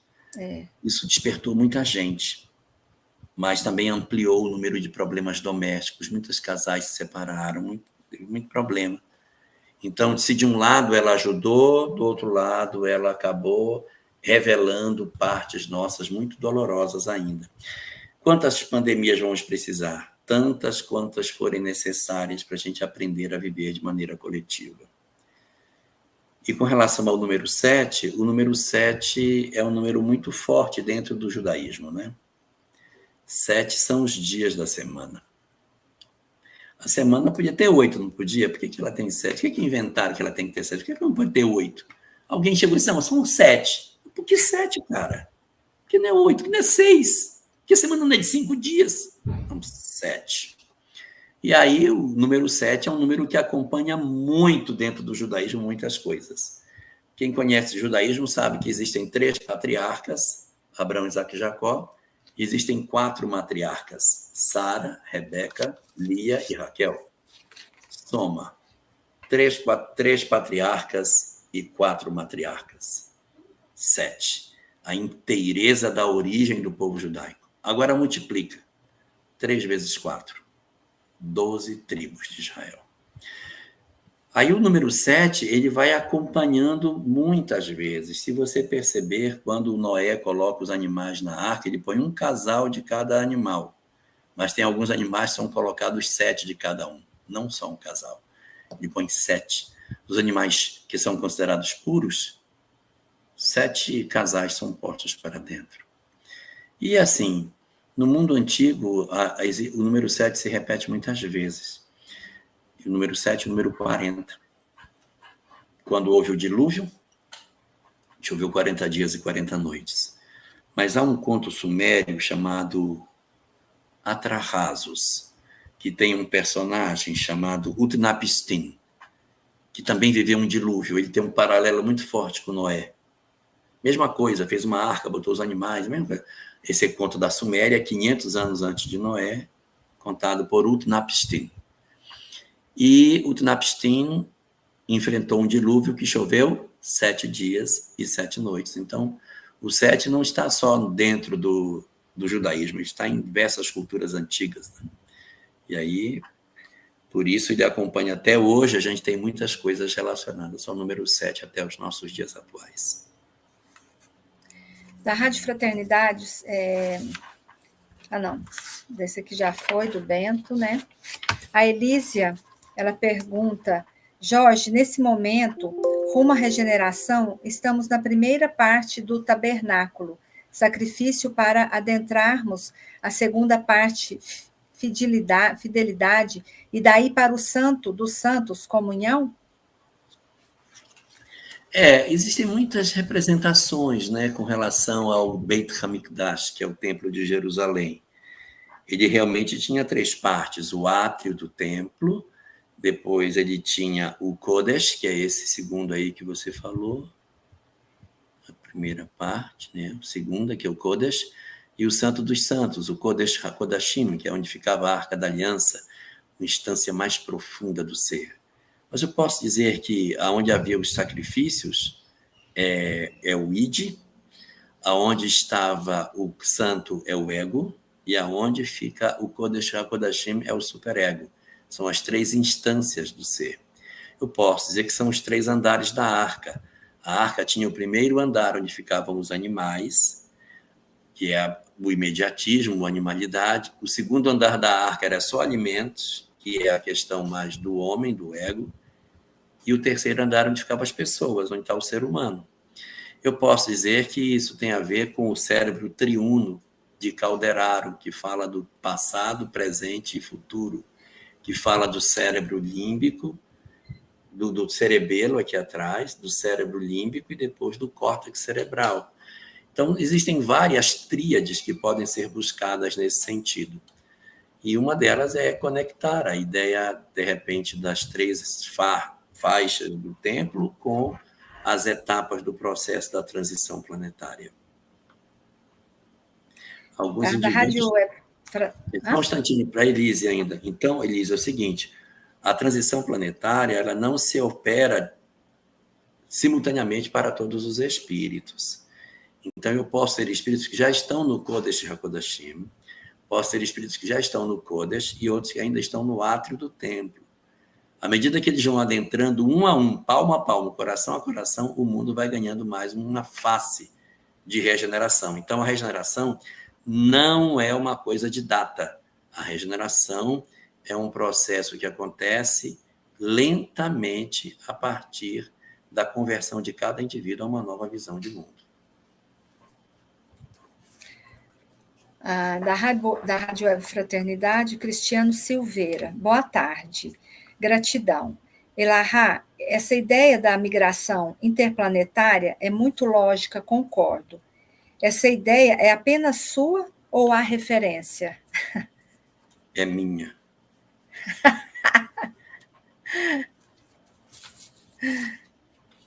Ela está em várias passagens, né? Todas as obras de Kardec não falam de migração das almas que não são endurecidas. Se as almas que não são endurecidas, elas não vão migrar, elas vão ficar aqui. Então, elas não vão sair. A gente tem muito aquela ideia assim, quando chegar na hora da transição vai ficar pouquinha, gente. Não vai, gente. Porque sai da Terra os espíritos que são endurecidos. Não é a maioria, é a minoria. Observe na sociedade, você vai ver que a grande maioria das pessoas não são espíritos endurecidos do mal. São perfeitos? Não são cheios de defeito. Mas você vê que os vizinhos querem arrumar, querem fazer as coisas. As pessoas têm defeito, mas elas querem o bem coletivo. Então, quem tem possibilidade de viver de maneira melhor, fica no mundo de regeneração. Então, a gente não pode esquecer disso. Então, essa é uma posição. O segundo ponto é que a gente sabe que a migração para outros lugares e essa divulgação do Evangelho está prevista por Jesus como última etapa do processo de término da transição planetária. Então, quando você junta a primeira questão, que é que só vão migrar os que são maus não tocados pelo bem. Segunda peça, que vai ter que ser pregado o Evangelho em toda parte do mundo. E terceiro, que o Brasil é o coração do mundo. O que é que o coração faz? O coração pulsa. Não faz sentido a gente ficar aqui, não é lógico. Eu já até me escalei, se vocês querem saber. Eu já pedi que eu quero nascer muçulmano na faixa de Gaza. Nossa. Eu quero ir lá. É uma aprovação mesmo, né? Olha aí, eu vou para a faixa de Gaza. Aí, o Paulo Inter sabe. Eu já acertei, está tudo certo. Eu quero ser muçulmano na faixa de Gaza. Mas a gente não diz que é fácil? Esse pessoal não se entende, então vai para lá, meu. Então eu estou me escalando. Eu quero ser muçulmano lá. Se Deus me der a chance de conhecer o Espiritismo, eu aceito, mas eu quero testar para ver se eu conseguir aprender alguma coisa. Da Rádio Web também, a Erna Catarina. Quando Jesus esteve na Terra, quem governou o planeta? É importante observar que o Cristo não opera sozinho. Quando fala do surgimento da vida no planeta, no livro do Gênesis, diz assim, que os Elohim criaram a Terra. Bereshit bara Elohim et hashamayim ve'et haaretz. No princípio criou Deus o céu e a terra. Assim cristãos traduzem, mas Elohim não é Deus. São as entidades extremamente evoluídas. Não é isso que está escrito lá. Só que, se for dizer para os cristãos que não está dito Deus, mas sim os anjos, eles vão ficar apavorados. Porque o que está escrito lá é isso. Não está dito que foi Deus que criou. Deus é Ein Sof, o incriado. E lá está dito Elohim, que é plural de Eloá. Elohim, plural de Eloá. Então, os Elohim criaram a terra. Uma tradução mais exata da palavra Elohim seria demiurgo, que são entidades extremamente evoluídas que fazem os mundos. Então, os Elohim fizeram a terra. Tanto que eles disseram, façamos o homem à nossa imagem e semelhança. Então, eram os Elohim. Os Elohim, então, Jesus era o chefe dos Elohim. Quando ele encarna na Terra, ele tem uma coletividade de espíritos que trabalham com ele. E as questões mais diretas são feitas num processo de delegação. Jesus não toma conta de tudo diretamente. Os seus sucessores, seus delegados atuam de maneira coletiva nas coisas. E quando ele esteja encarnado na Terra, o processo de delegação continua acontecendo como sempre, sem nenhuma alteração. E o Cristo planetário, em contrapartida, não ficou enfrascado num corpo de carne, sem poder atuar de maneira soberana em todos os momentos de sua existência terrena. A terra, portanto, não ficou sem o governador e seu colégio de ministros continua atuando como sempre. É só para, assim, às vezes, para ajudar um pouco na leitura da Erna, tem 2 livros muito interessantes, né? Um do Emmanuel, que é o A Caminho da Luz, que fala um pouquinho, né, sobre isso. E Entre Dois Mundos, do André Luiz, também fala um Evolução em pouquinho. Dois Mundos. Evolução em Dois Mundos. E eu acho que o do Emmanuel fala um pouco mais, né, dos povos. Eu acho que ele, né, eu acho que é uma leitura bem bacana, né, que ele O de pode André trazer. Luiz é melhor para ver o surgimento da vida biológica, Isso, da processo de evolução, nascimento né? e evolução anímica, e o outro, o fenômeno da evolução da humanidade. Isso, verdade. Eu lembro que eu estudei os 2 juntos, e às vezes me confunde um pouco, mas eu li 2 vezes, eu acho que esse do Emmanuel, que é fantástico, né? Sim. É um livro que a gente devia sempre ler, né, Jorge? Esse da Caminho da Luz, né? Um livro muito rico de informação, né? Bom, eu acho que acabou. Ai, que pena. Achei que a gente ia ter mais umas 20 perguntas aqui. Daqui a pouco eu tenho uma live com o Paulo Ita, que estava aí falando sobre a faixa de Gaza. Ah, que legal. É daqui a 20 minutos. Bom, então vamos terminar, né? Vamos terminar para você dar um descanso, para você recuperar a fala, tomar uma água. Deixei um bolo no fogo, tem que ver se o bolo ficou pronto. Não sei se ele já queimou. Acho que ele já Estou aqui de queimou, vez viu, em quando Jorge? olhando para ele ali, mas acho que não queimou ainda não. Jorge, só gratidão que nós temos por essa colaboração imensa, que tema maravilhoso, que conteúdo divino você trouxe para nós. Então, em nome da Rádio Web Fraternidade, do nosso grupo aqui de Uberaba, e de todos, né, que nos assistem, pessoal de Cascavel, que eu tenho o maior carinho também, que a gente está sempre juntos. Então, assim, eu quero agradecer, muita gratidão, e que você venha mais vezes no nosso canal trazer esse conhecimento maravilhoso que você tem, né? Quase uma enciclopédia. Nós vamos sentir muita falta de você, se eles aceitarem você nascer lá na faixa de Gaza. Ah, minha filha, está faltando tão pouquinho para eu ir já. Tá Sabe quando nada. o peão já está balançando assim, já está... Já... Você é igual minha prima falou assim, vovó, para a mãe dela, né, minha avó, eu já estou pronta, já fiz tudo que eu tinha que fazer. Aí minha avó mandou uma mensagem e falou: minha filha, cata a vassoura, vai varrer, vai fazer muita coisa que ainda tem muito chão para você varrer, não acha que você já está podendo pegar a malinha aí, não. Assim é você tem muito para passar para nós ainda, e a gente espera você de volta, viu? Muita gratidão, obrigada, que Jesus te abençoe muito, você continuar sendo essa pessoa bacana, cheia de conhecimento, para nos enriquecer tanto. Obrigado, Mana. Muito, muito obrigada. Que Jesus continue nos abençoando, viu? Obrigado por todos vocês estarem conosco até agora, nessa live maravilhosa. E curtam, né? Inscrevam-se no canal, continue com a gente, com a Web Fraternidade, que a nossa intenção sempre é trazer temas interessantes para o nosso esclarecimento, para o nosso conhecimento e para a nossa evolução, para nos ajudar, né, nessa jornada espiritual que nós estamos aí, que é tão difícil às vezes, pedindo sempre que Jesus esteja no comando, que os bons espíritos sempre nos protejam hoje, né? E que consigamos, através desses estudos, vivenciar um pouco no dia a dia e termos essa vontade que o Jorge, né, ressaltou aí para nós, que tenhamos sempre essa vontade de estar sempre melhor, conosco mesmo, com as pessoas, né? Colocando a caridade acima de tudo, como Jesus nos pediu. Gratidão por vocês estarem até agora conosco. Um beijo grande para vocês. Obrigada.